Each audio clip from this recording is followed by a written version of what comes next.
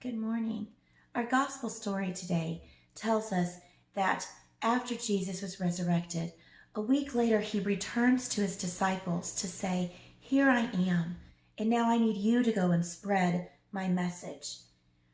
But there was one disciple that was missing, Thomas. And Thomas heard from all of the other disciples what he missed out when he was not there, that he missed Jesus coming back. And Thomas said, I'll believe it when I see it. I'll believe it when I see it. A lot of us are like that sometimes. We doubt what we don't see. In fact, this right here, we have a 55-gallon aquarium filled a little bit with sand and some shells. And we have two critters in here that are fun little pets.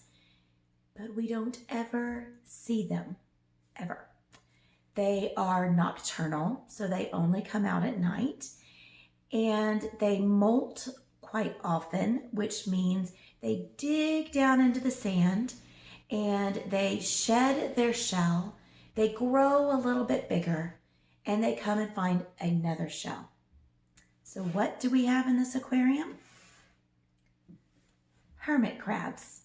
We have two hermit crabs, tiny and shiny. But the thing is most people, when they come over to our house, they do not get to see the hermit crabs. They just have to believe that they're there. In fact, we have to believe that they're still there because we don't see the hermit crabs. This is kind of really gross, but I heard that when hermit crabs die, they smell really bad almost instantly.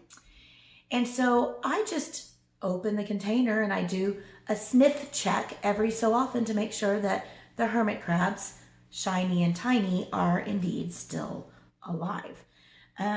We feed them every day. We give them water, and yet we don't see them. We just have to believe that they're still there, having a good old time. We have evidence that these hermit crabs are still alive because every so often we'll see a little trail done in the sand. Every so often we'll see some of the food kind of has been moved around a little bit.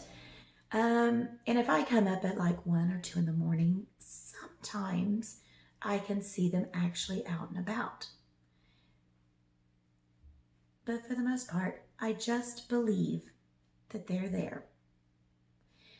Thomas has to just believe, but he wasn't going to.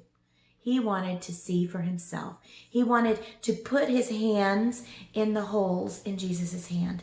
He wanted to put his hand in the wound in Jesus' side, and then he would believe. But you know what? Jesus did. Jesus didn't say, "Whoa, Thomas, you should just believe." Jesus came to Thomas and said, "Here's my hand. Here's my side. Now you believe." And Thomas said, yes, now I believe.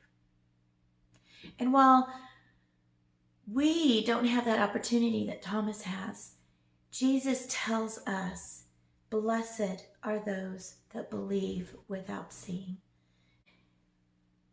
And so while Thomas, can you see him?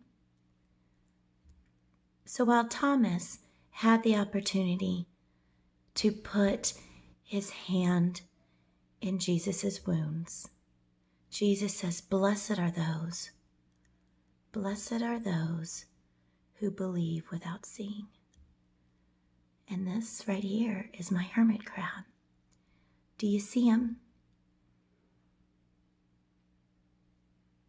But even if you hadn't seen him, if you come to my house, you probably would have just believed.